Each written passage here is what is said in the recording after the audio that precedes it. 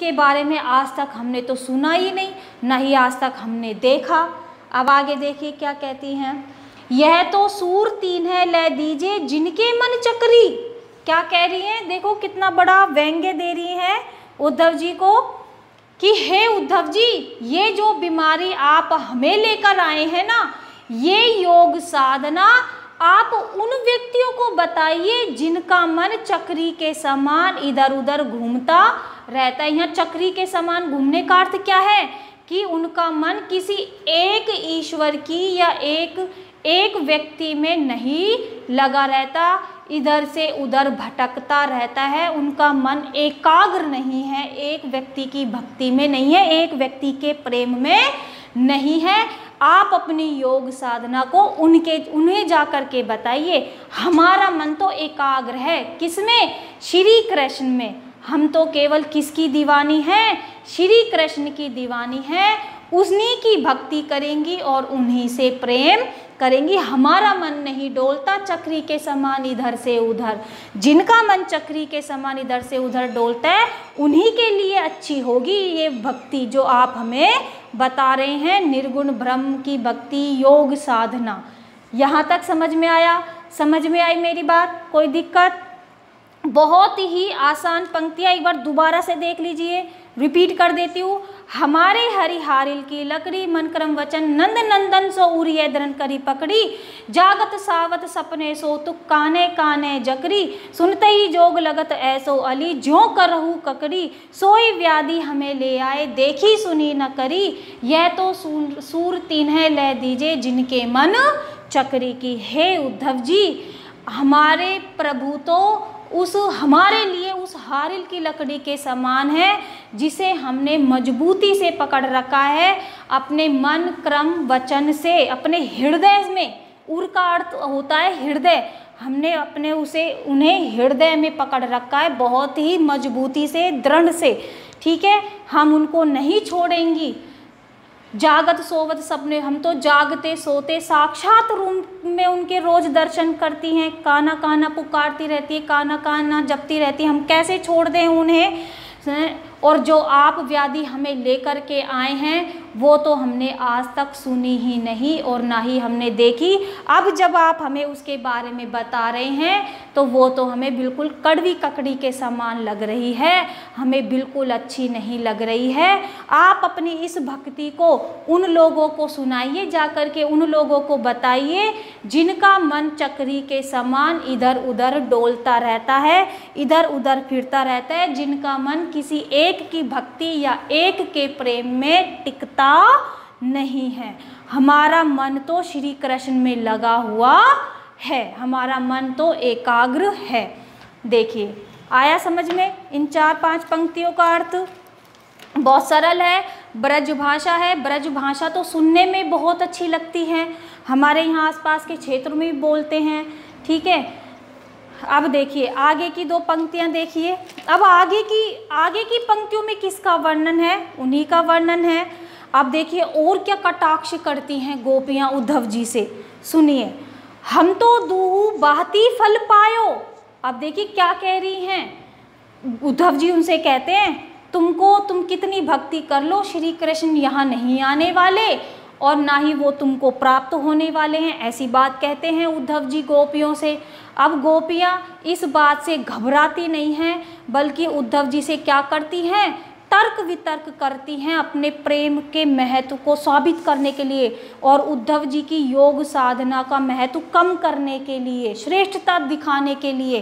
क्या कहती हैं देखो, हम तो दूहु भांति फल पायो, कि हे उद्धव जी कोई बात नहीं, श्री कृष्ण हमें नहीं मिलेंगे तो हम तो वैसे ही दोनों प्रकार से फल पाएंगी। अब देखो कैसे फल पाएंगी, क्या कह रही हैं? जो ब्रजनाथ मिले तो नीको नातरु जगजस गायो। देखो कितनी अच्छी बात कह रही हैं गोपियाँ, और ये आज तक उन्होंने बिल्कुल सही भी है, बिल्कुल यथार्थ बात है, बिल्कुल शाश्वत सत्य है। ये आप भी जानते हो कि श्री कृष्ण की गोपियाँ आज बहुत ही प्रसिद्ध है, उनको सब जानते हैं, वो अपने प्रेम के लिए प्रसिद्ध हो गई हैं। पूरा जगत जानता है, पूरा विश्व जानता है। ठीक है, देखिए क्या कहती है, जो ब्रजनाथ, ब्रजनाथ यहाँ किसके लिए आए हैं, ब्रज के स्वामी। कौन है ब्रज के स्वामी, श्री कृष्ण। क्या कह रही हैं, जो ब्रजनाथ मिले तो नीको, नीको का अर्थ होता है ब्रज में अच्छा। अगर हमें ब्रजनाथ यानी श्री कृष्ण कान्हा हमें मिल जाते हैं तो अच्छी बात है। और नातरु जग जस गायो, नातरु का अर्थ होता है नहीं, अगर नहीं मिलते हैं तो भी ये जग तो हमारा यश वैसे ही गाएगा। देखिए कितनी बड़ी बात कह रही हैं खुद के लिए कि कोई बात नहीं, श्री कृष्ण हमें नहीं मिले तो, श्री कृष्ण हमें प्राप्त नहीं हुए तो हम तो वैसे ही प्रसिद्ध हो गई हैं उनके प्रेम के कारण। हमारा प्रेम ही बहुत है, अगर कोई बात नहीं मिलते तो हमारे प्रेम में इतनी शक्ति है कि हम उस प्रेम के बल पर ही इस पूरे जगत में क्या हो गई हैं, प्रसिद्ध हो गई है। ये पूरा जगत, ये पूरा विश्व हमारा गुणगान करेगा श्री कृष्ण के प्रेम के कारण, हमारे प्रेम के कारण। ठीक है, 2 लाइन समझ में आई। आगे देखिए अब क्या कहती हैं, कहवे गोकुल की गोपी सब बरनहीन लघु जाति। अब देखिए उद्धव जी से क्या कहती हैं गोपियां, कैसे बताओ, गोकुल की गोपी सब बरनहीन लघु जाति। आप ही बताइए उद्धव जी, हम गोकुल की गोपियां बरनहीन, बरनहीन वर्णहीन। आपको पता है कि पहले वैदिक काल में और ऋग्वैदिक काल में क्या था कि हमारे समाज में जो जाति व्यवस्था थी 4 वर्णों में बटी हुई थी, ब्राह्मण, शूद्र, वैश्य, क्षत्रिय।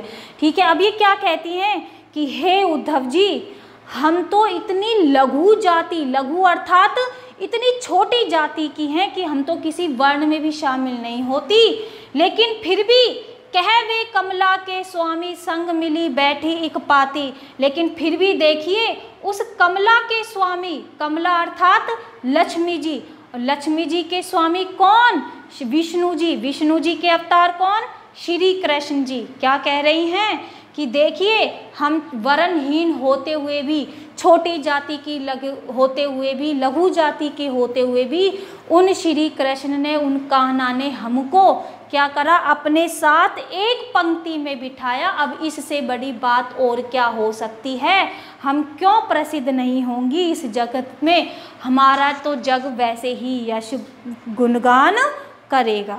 देखिए कितनी बड़ी बात है, उद्धव जी को क्या समझा रही हैं, हे उद्धव जी कोई बात नहीं हमें श्री कृष्ण नहीं मिले तो, लेकिन हम तो अपने प्रेम के कारण उनसे जो हमने प्रेम किया है, हमारा जो प्रेम निश्चल प्रेम है, ठीक है, वो जो हमारा प्रेम है उसके कारण हम तो वैसे ही प्रसिद्ध हो गई हैं जगत में।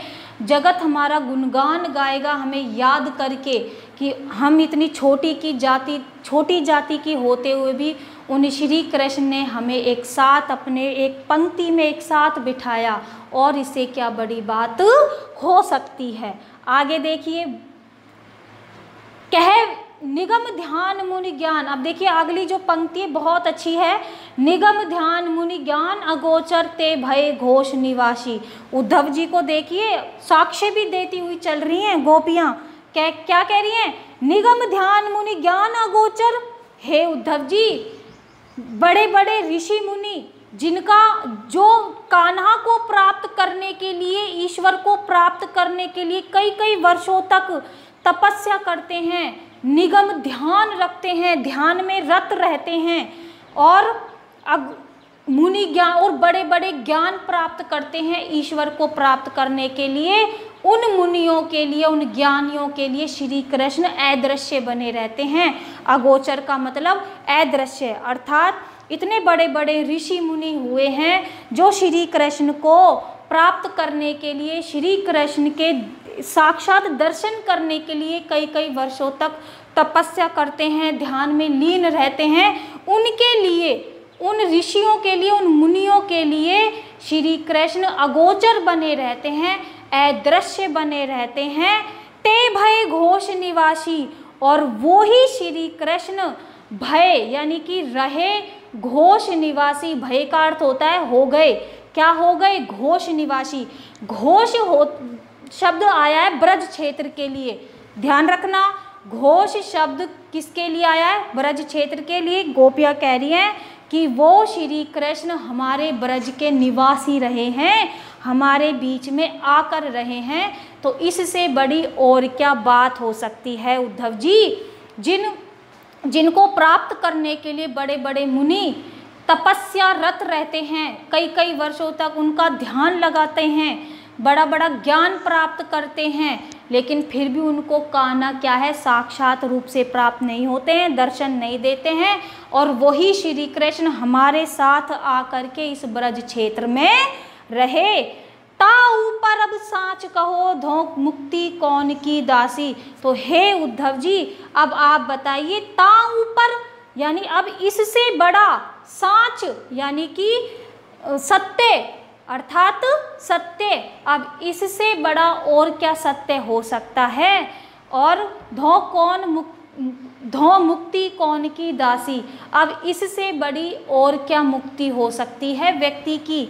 और हमारी इससे बड़ी और क्या मुक्ति हो सकती है कि श्री कृष्ण हमारे साथ आकर के इस ब्रज क्षेत्र में रहे, हम बचपन से उनके सानिध्य में रहीं, उनके पास रहीं, हमारे पास रहे थे वो श्री कृष्ण, बचपन से हमारे साथ उन्होंने लीलाएं रची। तो इससे अब हमारी मुक्ति कैसे नहीं होगी, हमारा यश कौन नहीं गाएगा। बताइए अब उद्धव जी, देखिए कैसे तर्क कर रही हैं अपनी बात को ऊपर रखने के लिए, जो बिल्कुल सत्य भी हैं। आगे देखिए क्या कहती हैं, जोग कथा पा लागो उधो, ना कहू बारंबार, सूर श्याम तजी और भजे जो, ताकि जननी छार। अब क्या कहती हैं गोपियाँ, हे उद्धव जी, हम आपके पाँव लगती हैं। पाँव लगने का मतलब हम आपके पैर पड़ती हैं, ना कहूँ बारंबार। अब आप अपनी इस योग साधना को हमसे बार बार मत कहिए, हम आपके पैर पड़ती हैं, आप अपनी योग साधना को बार बार मत कहिए। अगर हम श्याम को छोड़कर, अगर हम कान्हा को छोड़कर किसी और की भक्ति करेंगी आपके कहने से, तो हमारा तो ये जीवन ही क्या हो जाएगा, जन्नी छार, यानी कि हमारा जीवन तो ये व्यर्थ ही चला जाएगा, हमारा जन्म लेना ही व्यर्थ हो जाएगा। ये इन पंक्तियों का अर्थ समझ में आई, बात समझ में आई।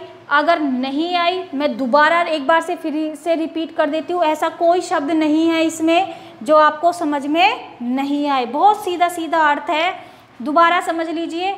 हम तो दुहु भांति फल पायो, जो ब्रजनाथ मिले तो नीको, नातरु जग जस गायो। गोपियाँ उद्धव जी से क्या कहती हैं कि हे उद्धव जी, श्री कृष्ण हमको नहीं मिलते हैं तो भी कोई बात नहीं, हम तो दोनों प्रकार से फल पाएंगी। मिल जाते हैं तो नीको, अर्थात मिल जाते हैं तो ये तो बहुत ही अच्छी बात है, हमारे पास आ जाते हैं कान्हा।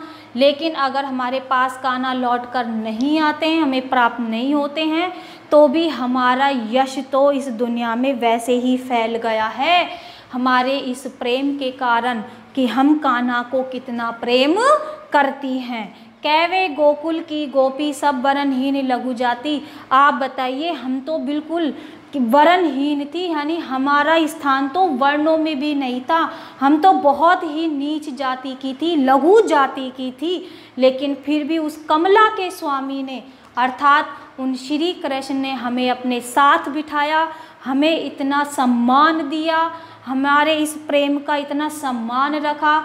और इससे बड़ी बात क्या हो सकती है, ता ऊपर अब साँच कहो, यानी कि हे उद्धव जी, अब बताइए आप, इससे बड़ी और क्या सत्य बात हो सकती है, इससे बड़ी और क्या हमारी मुक्ति हो सकती है। हमारी मुक्ति आपके इस निर्गुण ब्रह्म की उपासना करने से नहीं होगी, हमारी मुक्ति तो हो चुकी श्री कृष्ण से प्रेम करने के कारण, उनका सानिध्य प्राप्त करने के कारण। तो इसलिए हम आपके बार बार पैर पड़ती हैं, हम आपके पैर पड़ती हैं उद्धव जी। अब आप अपनी इस योग साधना को हमें बार बार मत समझाइए। आप तो, अगर आपके कहने से हम किसी और ईश्वर की प्रार्थना करती हैं और ईश्वर की पूजा करती हैं कृष्ण को छोड़कर, तो हमारा तो जन्म लेना ही व्यर्थ चला जाएगा। ये है इसका अर्थ। ठीक है, समझ में आई बात सबको? आगे देखिए, अब हमारा तीसरा पद भी बहुत अच्छा है, बहुत ही अच्छा, बहुत ही सुंदर वर्णन है इसका, बहुत सुंदर बात कही है और बहुत उपालंब भी दिए हैं उद्धव जी को। किन्होंने? गोपियों ने। यहाँ उद्धव जी को भी व्यंग्य करती हैं, उद्धव जी के ऊपर तो कटाक्ष कर रही हैं, श्री कृष्ण के ऊपर भी कर रही हैं।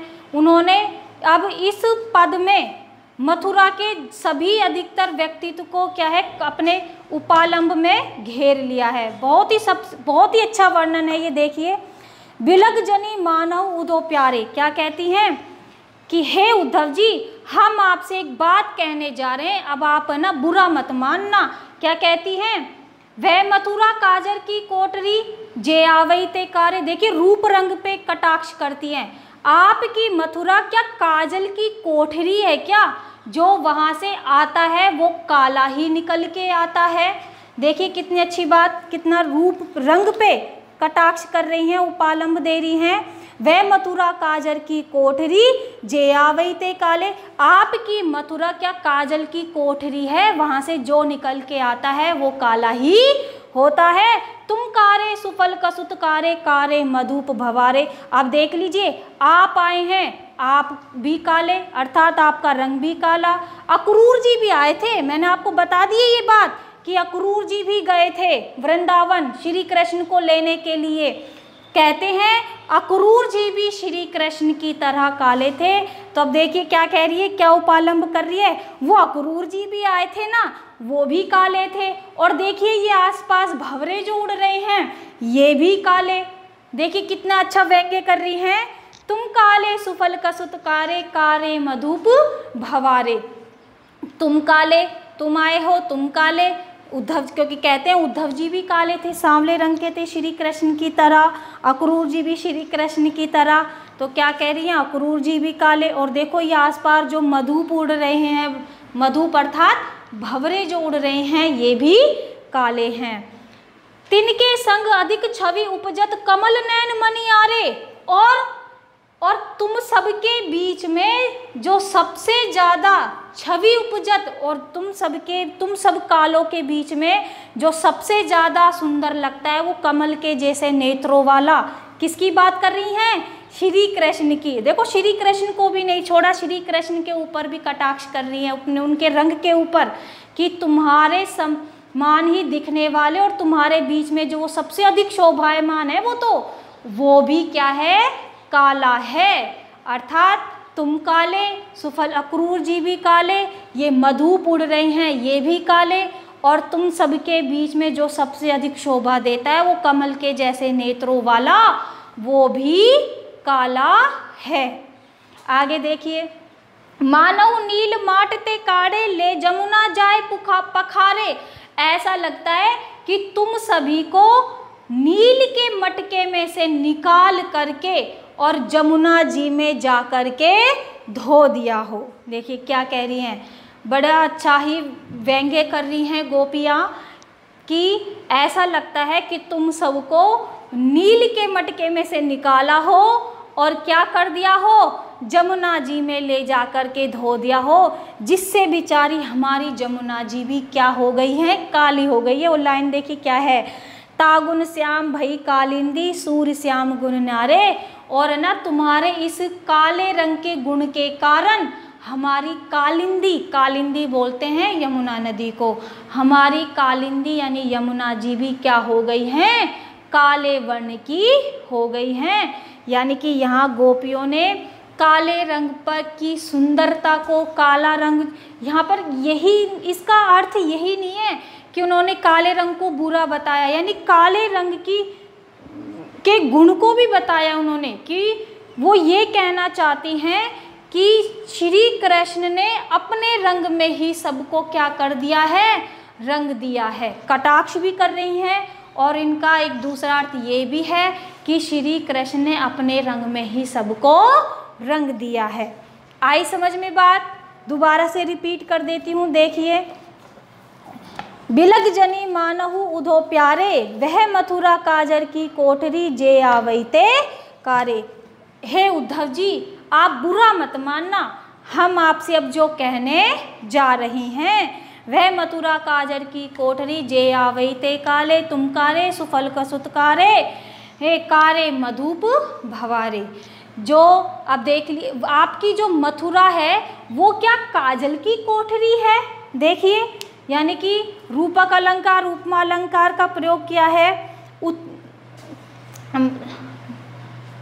क्या कह रही हैं, अलंकारों का प्रयोग किया है, इसके माध्यम से बहुत सुंदर वर्णन किया है। आपकी मथुरा क्या काजल की कोठरी है, वहाँ से जो निकल के आता है जो ही काला होता है। तुम काले आए हो, तुम आए हो तो अक्रूर जी आए थे, वो भी काले रंग के थे। और देखिए ये जो अपने पास भंवरे उड़ रहे हैं ये भी काले।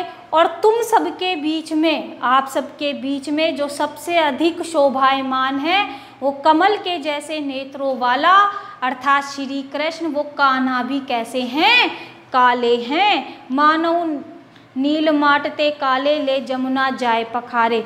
ऐसा लगता है कि तुम सभी को नील के मटके में से निकाल करके जमुना जी में जाकर के धो दिया हो।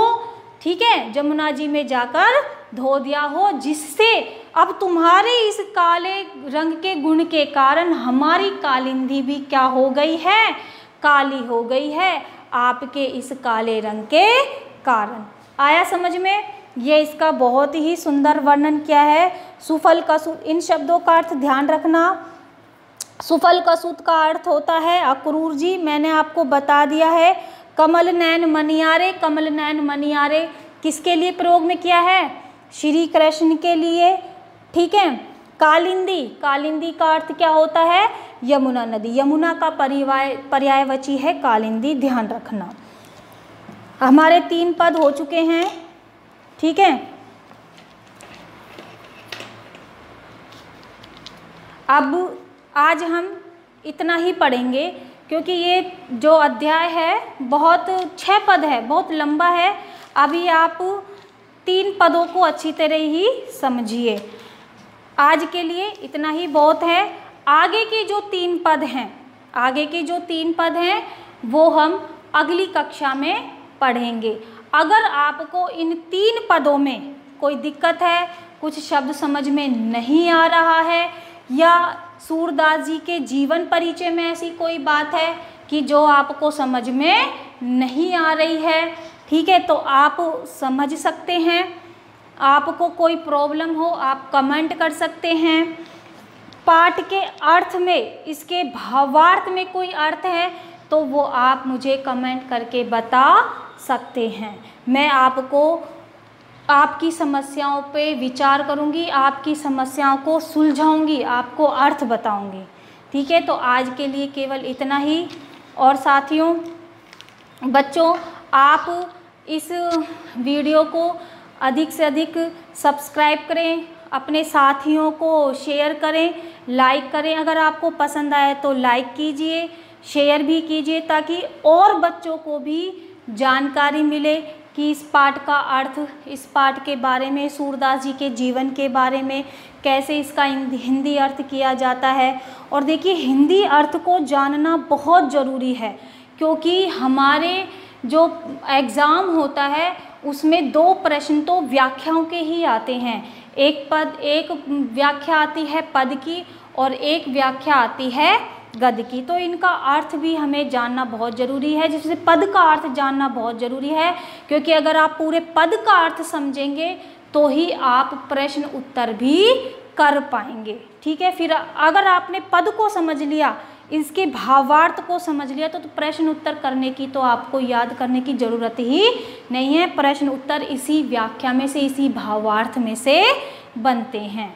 ठीक है, तो आप ध्यान रखना, अपने और साथियों को भी इस वीडियो को शेयर करें।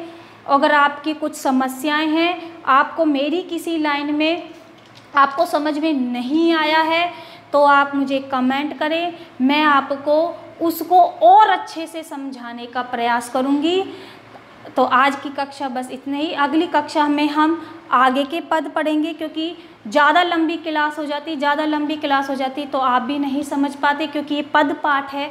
ठीक है, आप आगे का पढ़ करके आप मुझे कमेंट करना, जो भी आपकी समस्याएं हैं जीवन परिचय में या इसके भावार्थ में, और अपने साथियों को भी इस वीडियो को शेयर करें ताकि और बच्चों को भी ऐसे वो भी सीख सके कि पद का अर्थ कैसे किया जाता है, कैसे पद को पढ़ा जाता है, कैसे जीवन परिचय को पढ़ा जाता है। तब तक के लिए नमस्कार।